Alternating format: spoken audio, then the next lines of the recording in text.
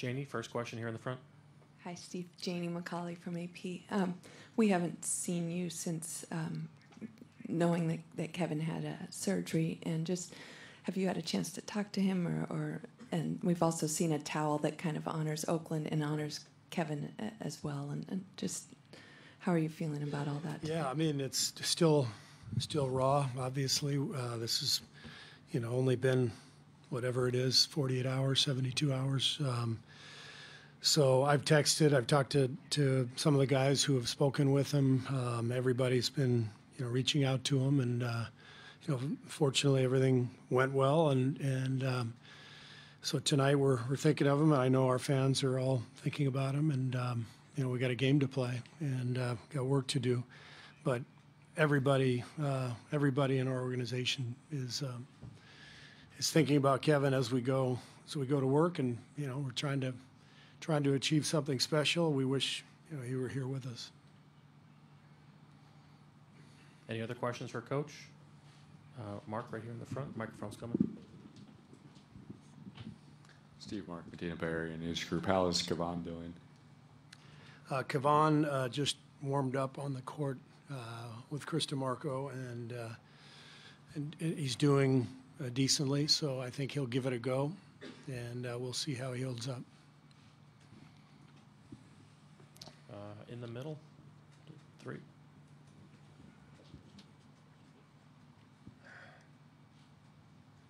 Steve, Dan Weinke with the Los Angeles Times. This is obviously going to be such an emotionally charged game for any number of reasons. With your team, do you like them to lean into that emotion, or do they need to be kind of reeled back because they're already kind of emotional guys? Well, this is unique.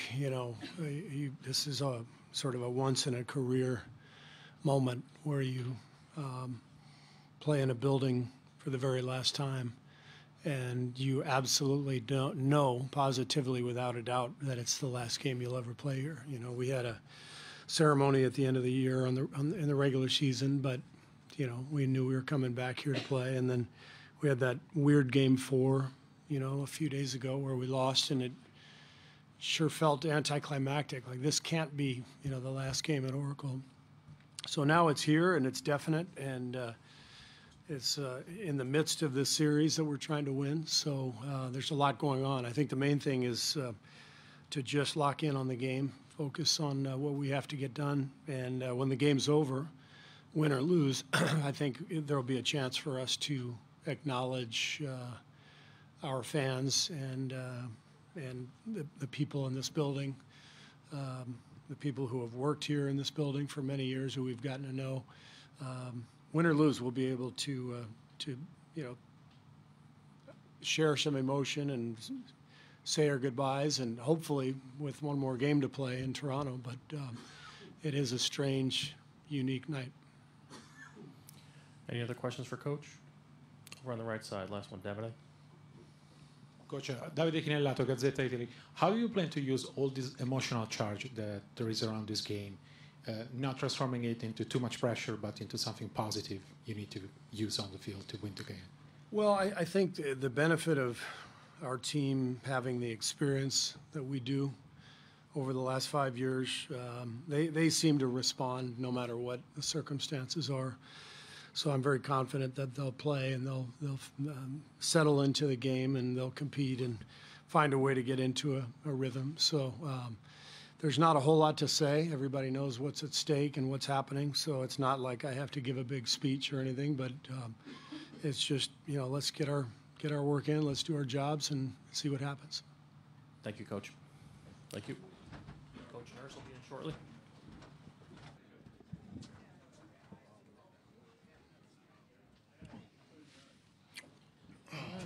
Take questions for Coach. First question in the back row, all the way back in the corner. Martinzi Johnson, the undefeated. What has it been like, at least in your capacity as a head coach the past year, working with Masai Ujiri, specifically how he's kind of pulled off these acquisitions from Kawhi to Marc Gasol? Yeah, I mean, it's great working for him.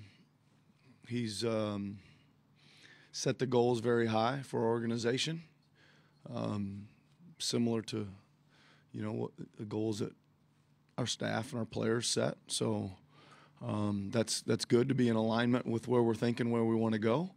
And you're right. He's put together a heck of a roster and some great players, and the blend is, really good. So I've enjoyed working with him this year. Tim, towards the center. Nick, when you try to get ready from one game to the next, particularly this deep in a series, I think you guys have only been outscored in 4 quarters in 5 games. Do you have to sort of resist the urge to change things just for the sake of change when you look at the 5 games and say that you've pretty much controlled much of this thing? Yeah, great question. I mean, it is something you back and forth a little bit because you think, here's another coverage we could use or another matchup or we could flip in and out of this coverages or whatever defense we decide to play. Or you just say, gosh, if we just would run down a few more 50-50 balls or shoot a little bit better from 3 or take care of the ball, some tangible intangibles, do those just a little bit better, then you're probably good. And then you look at it and you say, geez, you only scored 106 points and you lost the game.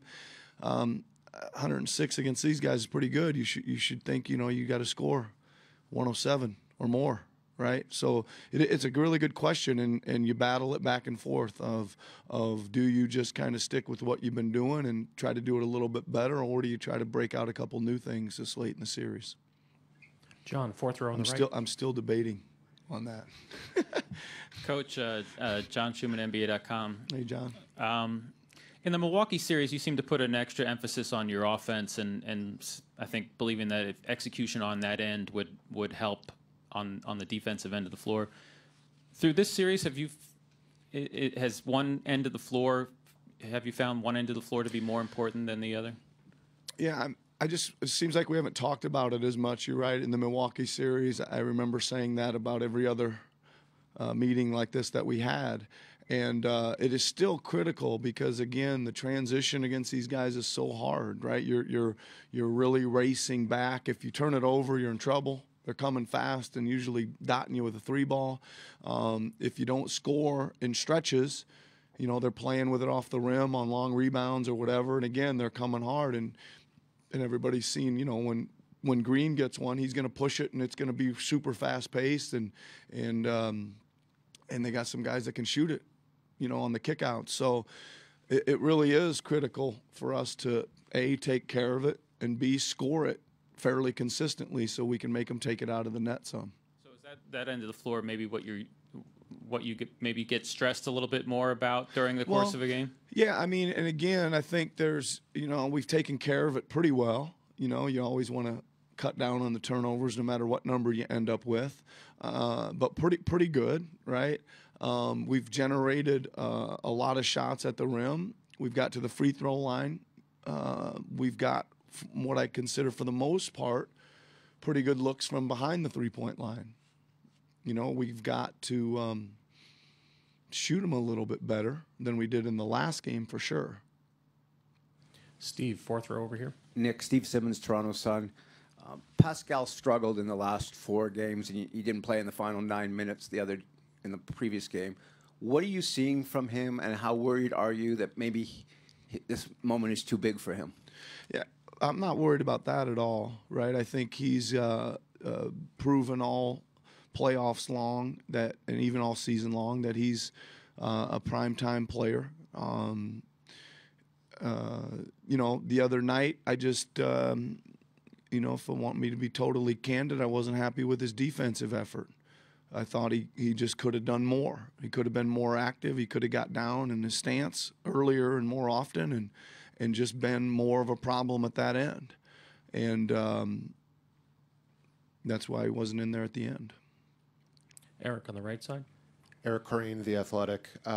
Dating back to the game in San Antonio all the way back in January, you guys have played in some pretty emotional gyms. That obviously wasn't the best night. How do you guys think you've improved in those scenarios since then? And given the context of tonight, is it something you talk about beforehand? Thanks for bringing that night up, Eric. Appreciate that. Got our doors blown off down there. I haven't thought about that night much, Eric, but I do, the playoff games, we have had some, some up and down moments, as everybody has. This team we're playing tonight has had some really, really up and down moments in the playoffs. That's the nature of this. I think if I'm close to correct, our last regular season game was 2 months ago.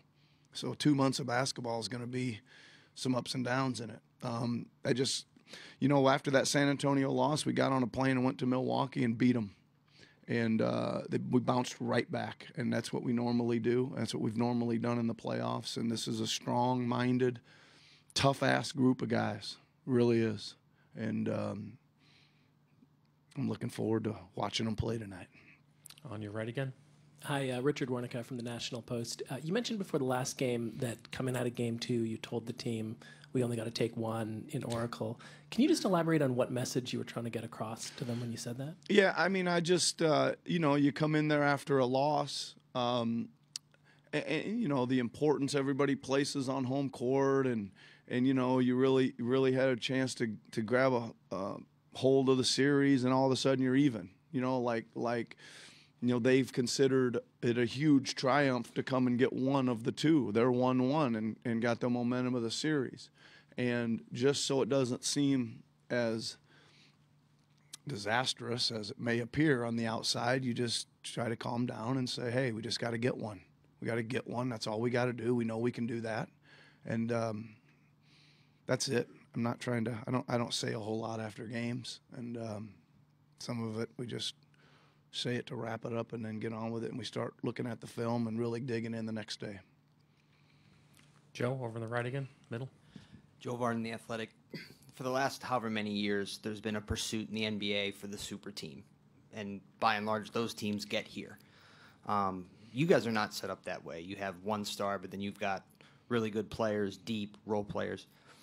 What does it mean to you to have gotten this far without the super team? And do you think, from a broader perspective, that this is kind of proof that across the league you don't have to chase those 2-3 stars to get to this stage? Well, it's not really my area, or putting together the team, or my thought process. My job is to take the team Masai and Bobby put together, right, and try to get those guys to max out what they can do. Get them to play together, get them to play tough defense, get them to share the ball, and get them to handle adversity with some calmness and handle triumph with some calmness.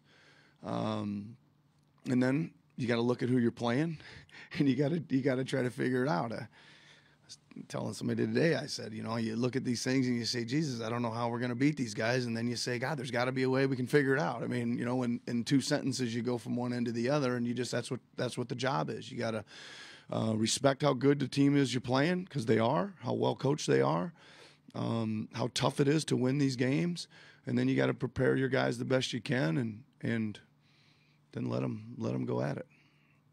Any other questions for Coach? All right, thank you. All right, enjoy the game.